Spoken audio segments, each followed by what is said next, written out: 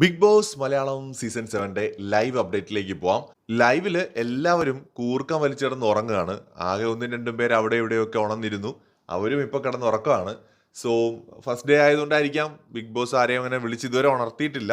എന്തായാലും നമ്മുടെ ലൈവിനകത്ത് ഒരു ചെറിയ ചർച്ച രേണു സുധിയെ കുറിച്ച് നടന്നിട്ടുണ്ടായിരുന്നു. ആ ചർച്ചയിൽ ഉണ്ടായിരുന്നത് ഒന്ന് നമ്മുടെ സാബു, ഒണിയൽ സാബു, പിന്നെ നമ്മുടെ അഭിലാഷ് അതിൽ ഉണ്ടായിരുന്നു. പിന്നെയുള്ളത് നമ്മുടെ മുൻഷിയാണ്, മുൻഷി രഞ്ജിത്ത്. ഇവർ മൂന്ന് പേരും കൂടെ ചർച്ച നടത്തുകയാണ്. രേണു സുധി എല്ലാ പ്രൊഡിക്ഷൻ ലിസ്റ്റുകളിലും ഉണ്ടായിരുന്നു.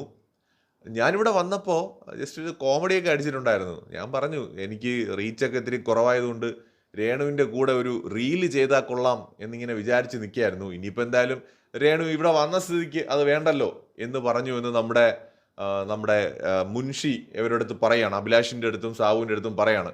അപ്പോൾ സാബു പറയുന്നുണ്ട്, ഈ രേണു സുധീരെ വീഡിയോസ് ഒന്നും ഞാൻ കണ്ടിട്ടില്ല, എൻ്റെ ഫീഡിലൊന്നും അങ്ങനത്തെ ഐറ്റംസ് ഒന്നും വരാറില്ല, എനിക്ക് അങ്ങനെയുള്ള സാധനങ്ങളൊന്നും ഞാൻ കാണാറില്ല എന്ന് ഇദ്ദേഹം പറയുന്നുണ്ട്. അപ്പോൾ അഭിലാഷ് പറയുന്നുണ്ട്, ഒരു സമയത്ത് നമ്മൾ ആഗ്രഹിക്കാതെ നമ്മുടെ ഫീഡിൽ വരും, അത്ര വൈറലായിരുന്നു എന്ന് വെച്ചാൽ എന്തുമാത്രം കണ്ടന്റാണ് അവരെക്കുറിച്ച് ഡെയിലി വന്നുകൊണ്ടിരുന്നത് എന്നുള്ള രീതിയിൽ അഭിലാഷും പറയുന്നുണ്ട്. അപ്പോൾ രേണു എന്ന് പറയുന്നത് ഒരു കോമ്പറ്റേറ്റർ ആയിട്ടാണ് ഇവരൊക്കെ കാണുന്നതെന്ന് അവരുടെ സംഭാഷണത്തിൽ നിന്ന് നമുക്ക് മനസ്സിലാവും.